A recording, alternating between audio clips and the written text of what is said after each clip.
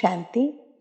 नमस्ते प्यारे दर्शकों, आज हम आप सबकी मुलाकात एक ऐसी महान हस्ती से कराने जा रहे हैं जिन्होंने बहुत ही कम उम्र में दुनियावी सुख सुविधाओं का त्याग कर अपना जीवन ईश्वरीय सेवा में समर्पित कर दिया था।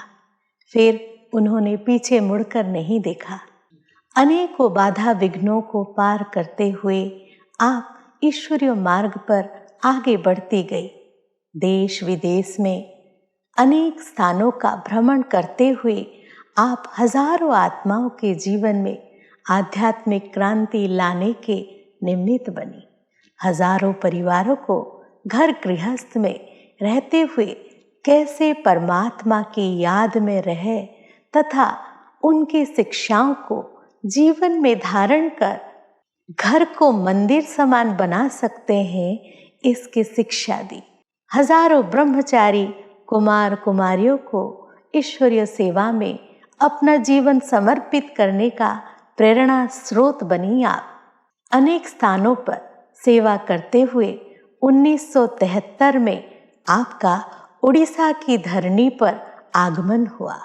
आप ज्ञान गंगावन मंदिर मालिनी उड़ीसा की इस धरनी को पावन करती गई। उड़ीसा के शहर शहर गांव गांव में आप परमात्मा शिव पिता का झंडा फहराती गई। ये आपका ही सेवा का फल है जो आज उड़ीसा के हजारों ब्रह्मा कुमारी ईश्वरीय विश्वविद्यालय पर लाखों की संख्या में भाई बहनें रोजाना ज्ञान और योग का अभ्यास कर अपना जीवन श्रेष्ठ बना रहे हैं और दूसरों को श्रेष्ठ बनाने की प्रेरणा दे रहे हैं। आप है राजयोगिनी ब्रह्मा कुमारी कमलेश दीदी जी। आइए उनके ही मुखारविंद से उनके जीवन का अनुभव सुनते हैं। दीदी जी, ओम शांति। दीदी जी, आपसे पहला प्रश्न कि आप ज्ञान में कब और कैसे आई? सुना है आप ज्ञान में आई तो आपके सामने बहुत सारी परिस्थितियां आई, पर आपने बड़े ही निडर होकर उसको पार किया। उसके बारे में हमें कुछ बताइए। ओम शांति। मैं ज्ञान में आई थी तो बहुत बांधेली थी। बाबा कहते हैं ना, मेरी बांधेली बच्ची ऐसी है जो 2 पैसे भी मेरे पास भेज देती, 2 आने भी भेज देती। तो मैं ज्ञान में आई 1965 में आई, लेकिन यज्ञ में 2 साल के बाद आई। तो साकार बाबा के सामने जब मैं आई तो उससे पहले मैं बहुत बांधेली थी। घर में रहती थी और छोटे छोटे 2 बच्चे थे, एक 4 साल का और एक 7 साल का। उस समय मुझे ज्ञान मिला और ज्ञान मुझे मिला यूपी से, और ज्ञान में मेरा जन्म हुआ यूपी में, ससुर घर था एमपी में, और जन्म हुआ बंगाल में कलकत्ते में। पढ़ाई लिखाई हुई यूपी में और ज्ञान मिला ससुर घर से। उस समय मेरी आयु बहुत छोटी थी, 30-32 साल की आयु थी। तब मैं ज्ञान में आई, 2 छोटे छोटे बच्चे थे। तो मुझे इतनी लगन थी कि बस सारा 8 घंटा बाबा कहते थे कि गोपियाँ मुझे याद करती। सब्जी भी जल जाती थी, लेकिन मैं बाबा के योग में छुप छुप के बैठती थी। और ठंडी के दिनों में रजाई में टॉर्च जला के मुरली पढ़ती थी, क्योंकि मेरे पास बहुत कड़ा बंधन था। मैं मुरली नहीं पढ़ सकती हूँ, मैं योग नहीं कर सकती हूँ। अपने माथे की बिंदी दीवार पर चिपका कर मैं छुपकर योग करती थी।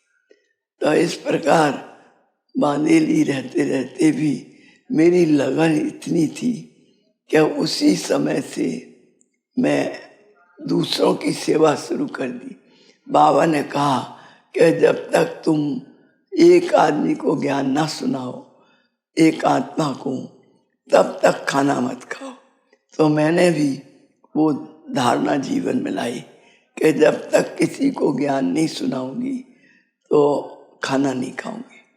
तो दिन के 1 बजे तक भी कोई ना कोई आता था, नौकर हो, गरीब हो, अमीर हो, जो भी आत्मा आती मैं उसको पहले ज्ञान देती, तब मैं भोजन खाती थी। ऐसा मैंने प्रण जीवन में अपनाया और कितने भी बंधन आएंगे पर मैं बाबा का हाथ नहीं छोड़ूंगी।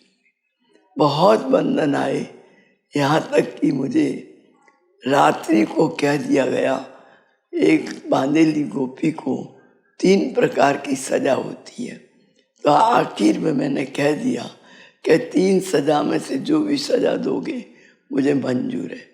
अगर बंदूक से मारना है तो मार दो, क्योंकि उस समय हमारे घर में बंदूक रहती थी, तो वो भी सामने आई।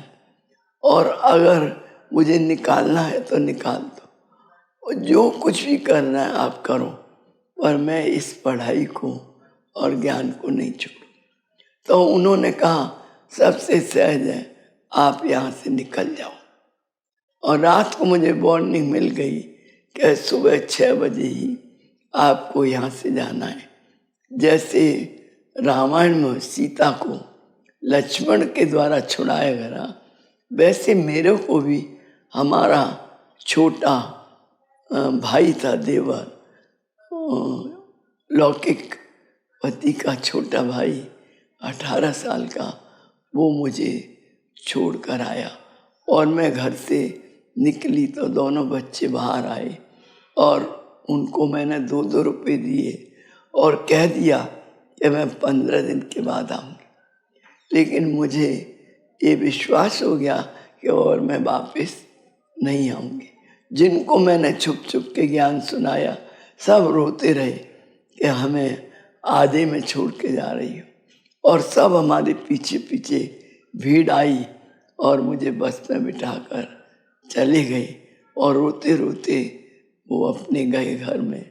और मैंने उनको कह दिया कि आप यहाँ 2 नहीं 4 सेंटर खोलना। आज बरोबर वहाँ 2-3 सेंटर उस जगह पर चल रही है जहाँ से मैं निकली। तो इस प्रकार मेरा निकलना हुआ।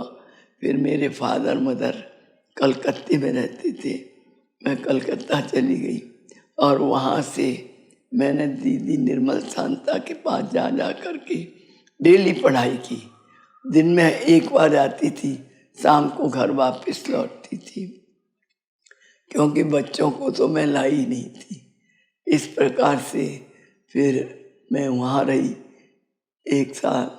उसके बाद मैंने दीदी को कहा, दीदी मुझे कैसे भी आप यहाँ से भी निकालो। ससुर घर से निकली, पियर घर से निकालिए आप कैसे भी। फिर दीदी ने युक्ति रची, हमारे भाई को बुलाकर उसको समझाया कि 15 दिन के लिए आप इसको छुट्टी दे दो। मुझे मन में था कि मैं 15 दिन के लिए जाऊंगी तो फिर कभी वापस नहीं आऊंगी। और उसने कहा ठीक 15 दिन के लिए तुम जाना, फिर वापस आ जाना। लेकिन मैं 1 बार गई तो फिर उसको बोल के 15 दिन की छुट्टी लेकर गई और फिर वापस नहीं लौटी। मुझे सबसे पहले दीदी ने मुजफ्फरपुर भेजा। वहाँ मेरा काफ़ी अनुभव रहा और 1-2 महीने के अंदर रहने के बाद मुझे कलकत्ते से लोग खींचने लगे कि तुम्हें वापस आना है, 15 दिन का नाम लेके गई। लेकिन यहाँ से साकार बाबा ने कहा कि नहीं, बच्ची को अब कलकत्ता वापस नहीं भेजो, पटना स्टेशन से बैठा दो और मेरे पास आ जाएगी। तो मुझे ठीक दीदी निर्मल शांता कलकत्ते से बैठी और मैं मुजफ्फरपुर से पटना गई और पटना स्टेशन से दीदी के साथ ट्रेन में चढ़ गई और चढ़कर मैं पहली बार बाबा के पास आ गई। और बाबा के पास जब आई तो पहली बारी 3 मास रही और 3 मास में मैंने साकार बाबा का हफ्ते में एक बार गिट्टी खाने जाती थी कमरे में, और एक बार गोदी लेते थे बाबा, और एक बार पिकनिक कराते थे हिस्ट्री हॉल के ऊपर छत पर, और झूला भी झुलाते थे। तो इस प्रकार हमने साकार बाबा की खूब पालना ली। एक दिन मैंने बाबा से कहा, बाबा मुझे डर लगता है, यहाँ कोई लेने तो नहीं आ जाएगा। बाबा ने कहा, नहीं बच्ची, तुम मेरी विजयी रतन हो, और जो एक बार बाबा के ऊपर बलिहार जाते हैं उनकी कभी हार नहीं होती है। अब तुम्हें कोई भी यहाँ लेने नहीं आ सकता है, तुम बाबा की होकर रहो और बाबा की सेवा में जाना।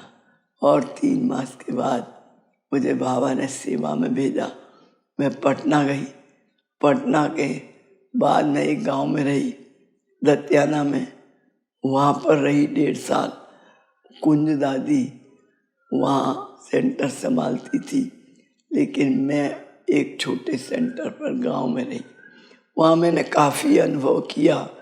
बाबा कहते थे, मेरे गांव में बच्चियाँ ऐसी हैं जो घर घर में जाके खूब सेवा करती हैं और 2 रुपये भी मेरे पास भेज देती हैं। थोड़ा घी अनाज इकट्ठा होता था तो मैं निर्मल शांता दीदी के पास भेजती थी, और थोड़ा भी रुपया आता था तो कैसे भी करके दादी को देकर मधुबन भेज देती थी। तो 1.5 बरस में वहाँ रही। फिर बनारस रही थोड़े दिन, 3-4 महीने। फिर बनारस से मैं फिर वापस गई मधुबन। मधुबन से फिर दादी ने मुझे पंजाब भेजा, वहाँ भी अनुभव किया। और मैंने दीदी को कहा कि मुझे मधुबन में ही अच्छा लगता है, बड़ी दादी को, मैं और कहीं नहीं जाऊँगी। लेकिन दादियों की इच्छा थी ये सेवा फील्ड पर जाए, तो जब तक तुम खुशी से नहीं जाओगी तो हम नहीं भेजेंगे। फिर निर्मल शांता दीदी ये कहकर मुझे 1973 में कलकत्ता ले आई कि चलो वहाँ तुम्हारे भाई तुम्हें याद कर रहे हैं, हमारे पास चलो, वहाँ सेवा पर। तो दादी, दीदी, मनमोहिनी दीदी और निर्मल शांता दादी, तीनों ने मिलकर, उड़ीसा प्रदेश में कोई सेंटर नहीं था, बाबा ने कहा था कि जगन्नाथ भूमि में एक ब्रांच होनी चाहिए। तो दीदी इस कोशिश में थी कि हमें कोई वहाँ के लिए हैंड मिले। हम दीदी के पास थे और बड़ी दादी और मनमोहिनी दीदी के राय से निर्मल शांता दीदी ने मुझे उड़ीसा में सबसे पहले कटक में भेजा। सन 1973 16 अगस्त को मैं गई और 19 अगस्त को वहाँ उद्घाटन हुआ, और देखते देखते 6 महीने के अंदर वहाँ कम से कम 5-6 ब्रांच खुल गई। 2 साल के अंदर तो वो पूरा फैल गया। जहाँ जाऊँ 1-2 महीना रहूँ और सेंटर खुल जाए। तो इस प्रकार पहले 4 सेंटर खुले। ढेंकानाल सबसे पहला सेंटर, फिर भुवनेश्वर, पुरी और संबलपुर, सब जगह खुलते चले गए। आज वहाँ कितनी ब्रांचेज हो गई, कितनी उड़िया किताबें छपती हैं, 40-42 प्रकार की, और 500 के करीब बहनों होंगी, और 200 से 300 सेंटर को हमें भी बाबा ने संभालने को दिया है, निमित्त बनाया है। पर दादियों के पत्र और बाबा का प्यार और दादियों का प्यार हमेशा हमें बल देता गया और आगे बढ़ाता गया। तो अभी हम वहीं पर हैं। वहाँ हमारा जीवन 1973 से लेकर अभी तक मैं वहाँ हूँ। 2019 में लास्ट जानकी दादी हमारे पास आई और दादी की सभा करीब 50-60 हज़ार की थी। इतनी बड़ी सभा में दादी ने इतना अच्छा प्रोग्राम 24 घंटों के अंदर किया, अथक होकर वो कभी भूल नहीं सकते हैं। तो इस प्रकार से दादियों ने हमें मिलकर बहुत बल दिया और बहुत सेवा का फल दिया, और सेवा भी दी, तो हम हमेशा दादियों की कहे अनुसार कभी झूठ नहीं बोलना, हमेशा सच को साथ रखना, हृदय को स्पष्ट रखना, बाबा के पास साफ दिल मुराद हासिल बनकर चलना है। ये हमारे सिद्धांत है कि कभी भी सच्चाई सफाई सबसे बड़ी है और सादगी जीवन में अपनाना है। जो कुछ हमें लेना था हमने बहुत कुछ मधुबन से, दादियों से, बाप दादा से पाया और आज तक भी पा रहे हैं। दीदी जी, हमने सुना है आप ब्रह्मा बाबा को साकार में देखा है और आप बाबा के अंग संग 3 महीने मधुबन में रही। उनके साथ का, उनकी पालना और शिक्षाओं का अनुभव हमें सुनाइए।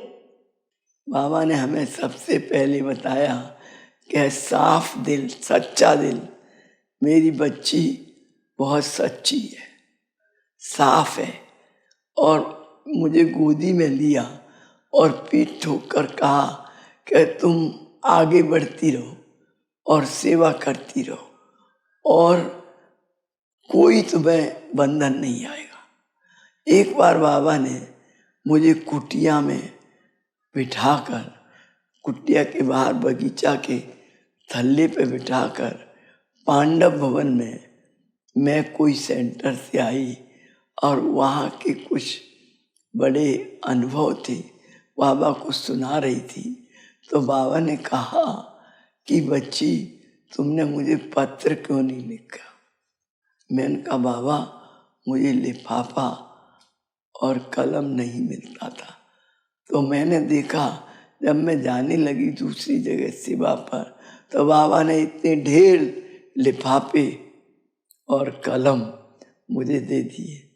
तो बाबा बड़े प्यार से हमारी बातें सुनते थे और बाबा कहते थे कि मेरी सच्ची बच्ची है, जहाँ जाएगी सेवा को बढ़ा देगी, अपनी सच्चाई के आधार से ये सेवा में फल प्राप्त करती रहेगी, आगे बढ़ती रहेगी, कोई बंधन नहीं है।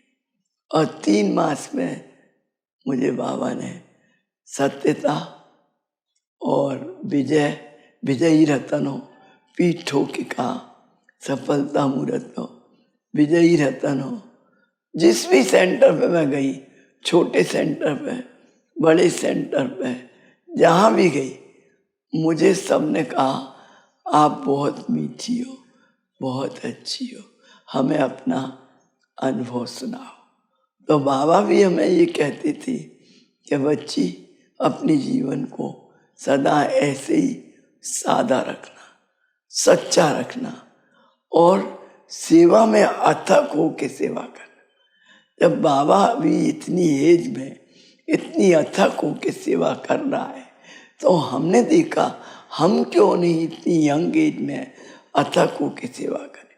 सुबह से शाम तक खाने की भी परवाह न करके हम उड़ीसा में सेवा पर रहते थे। जहाँ भी गए, हम पंजाब भी गए, बिहार भी गए, बंगाल भी रहे, यूपी भी गए, एमपी भी गए, सब जगह थोड़ा थोड़ा बाबा ने अनुभव करने के लिए भेजा, लेकिन ज़्यादा सर्विस पे हमें उड़ीसा भेजा। तो साकार बाबा से जो पालना मिली और जो शिक्षाएं मिली, उनको हमने अभी तक धारण किया है कि बड़ों की आज्ञा का पालन करना। बड़ी दीदी दादी जो कुछ भी कहें वही हमारे लिए श्रीमत है। पहले बाबा जो कहते वो श्रीमत है, उनकी आज्ञा का पालन करो। पवित्रता सबसे बड़ी जीवन की सफलता है। कभी भी किसी भी हालत में हमें मर जाना है, कट जाना है, लेकिन हमें अपनी पवित्रता का गुण नहीं छोड़ना है। आज तक जब तक हमने बाबा के रहे हैं और बने हैं, घर से निकले हैं, तब से लेकर बाबा ने हमें जो जो व्रत कराए, सच्चाई सफाई, पवित्रता, धीरज, शांति, प्रेम, ये सब अपने जीवन में धारण करो। हम यही सब अनुभव करती हैं कि धीरे धीरे हम सब गुण बाबा के लेते जाते हैं और सभी के साथ प्रेम से मिलके सहानुभूति से चलना है। बाबा ने हमें अपने साथ भोजन भी खिलाया, हमारे हाथ का बनाया हुआ गोलगप्पा भी खाया।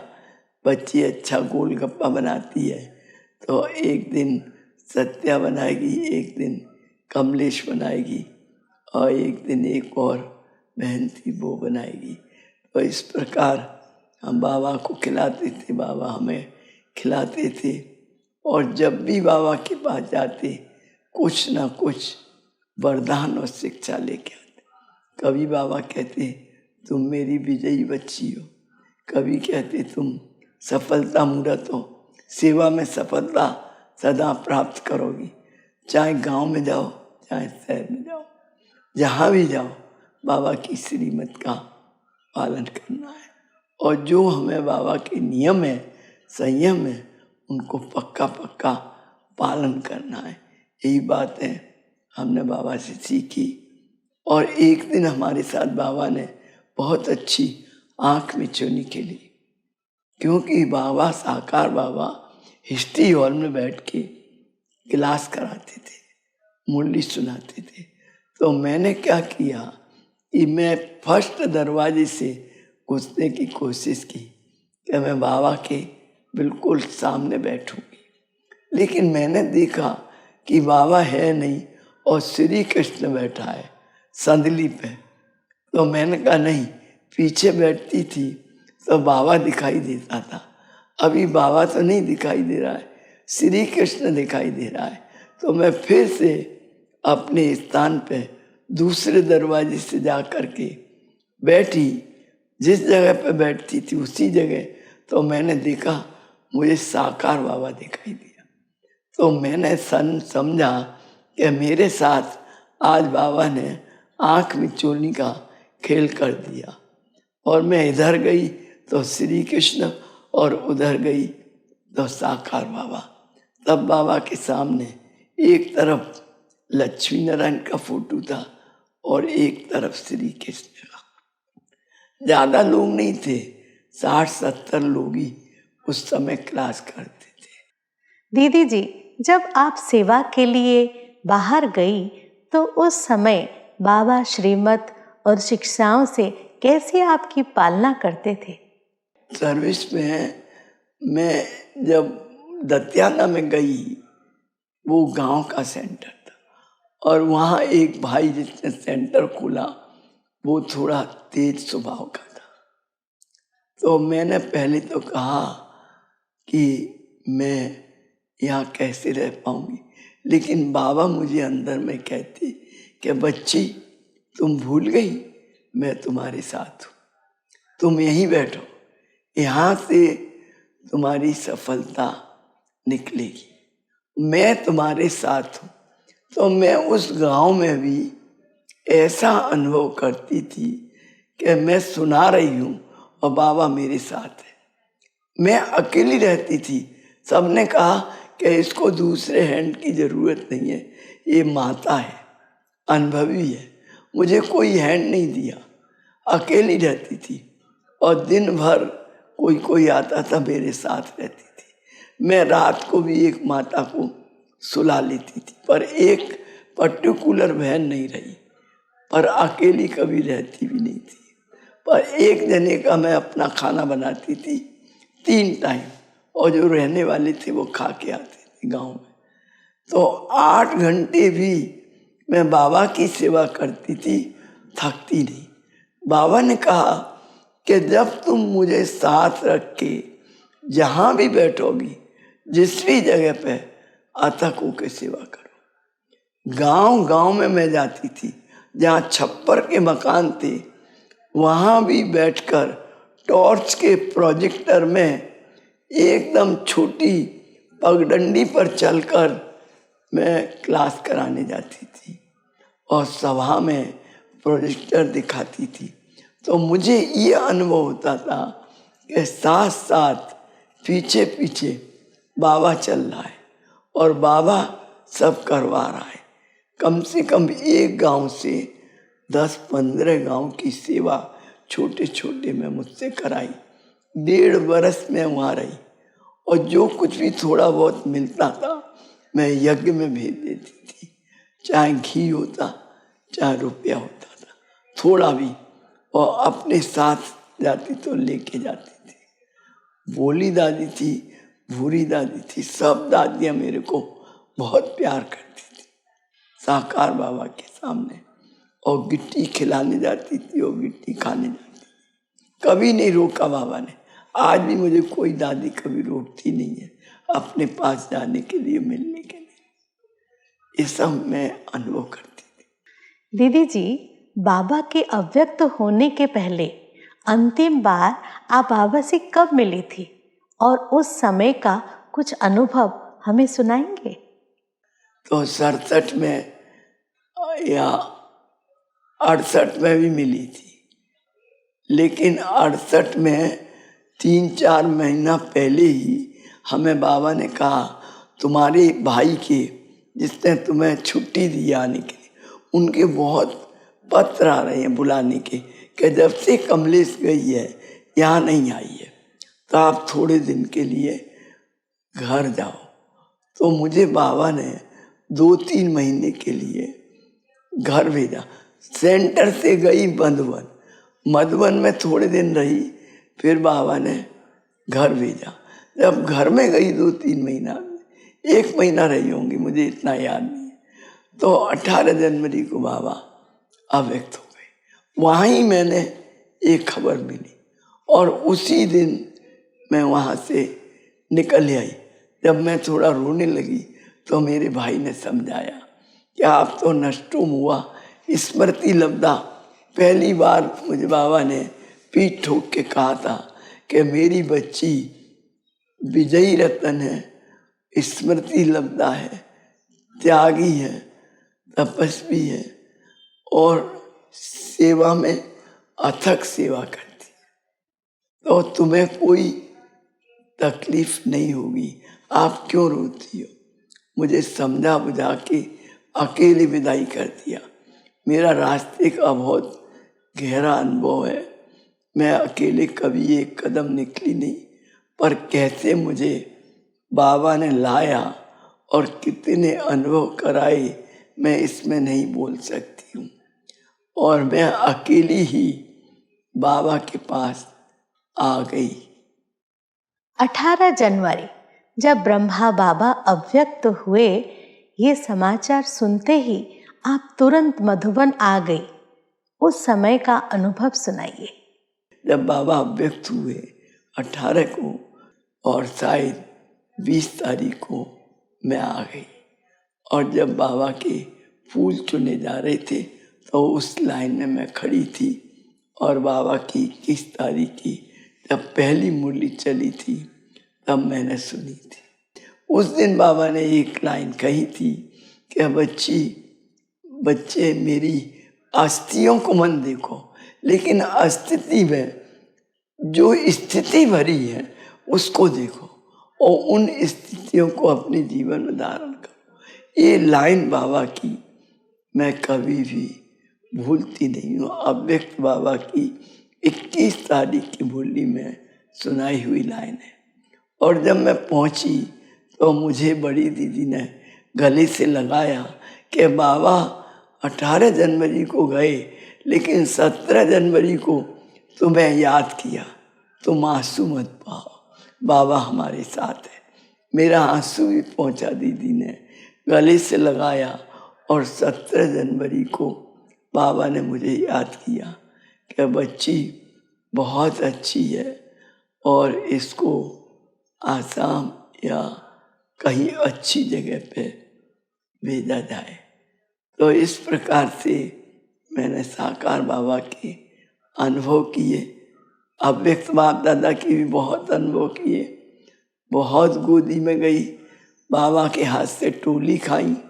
दादियों ने मुझे बहुत कुछ सिखाया, समझाया और पालना दी। हर प्रकार से मैं संतुष्ट हूँ और हर एक आत्मा को जो मेरे पास आता है यही पुरुषार्थ करती हूँ जो बाप दादा और दादियों से सीखा है कि सब संतुष्ट होकर प्रेम से, खुशी से हमारे पास से जाए, कोई भी हमसे असंतुष्ट ना हो।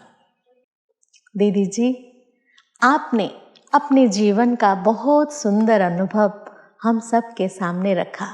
आपका ये अनुभव अनेक आत्माओं को ईश्वरीय मार्ग पर चलने का प्रेरणा देगा। दीदी जी, आपका बहुत बहुत धन्यवाद। तो प्यारे दर्शकों, उम्मीद करती हूँ कि ऐसी महान आत्मा का अनुभव आप सबको बहुत अच्छा लगा होगा तथा आपको भी अपना जीवन ऐसा महान बनाने की प्रेरणा मिली होगी। आज तो समय हो चुका है, आज्ञा चाहती हूँ। हमारे अगले कार्यक्रम में फिर मुलाकात होगी। धन्यवाद। ओम शांति।